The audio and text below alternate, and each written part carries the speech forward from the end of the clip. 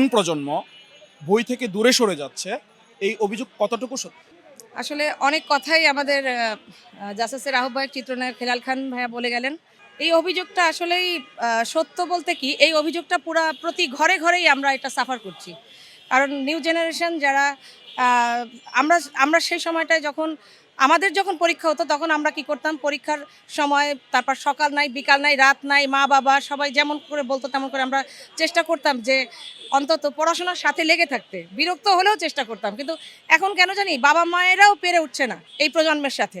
এই যে একই কথা, সেটা হচ্ছে ইন্টারনেট, অপসংস্কৃতি সবকিছু মিলিয়ে আমরা বই থেকে অনেক দূরে, এবং এই প্রজন্ম জানি না, যদি আমাদের লিডার তারেক রহমান আমাদের দেশনায়ক, বলবো না দেশনায়ক বলতে, যদি আমাদের লিডার না করেছেন, তো আমাদের চেয়ারম্যান জনাব তারেক রহমান যখন আসছেন, দায়িত্ব নিয়েছেন, নিশ্চয়ই আমাদের বাংলাদেশকে নিশ্চয়ই একটা সুন্দর, একটা সমৃদ্ধিশালী দেশ করবে, এবং বর্তমান প্রজন্মকে অনেক নতুন নতুন পথ দেখাবে।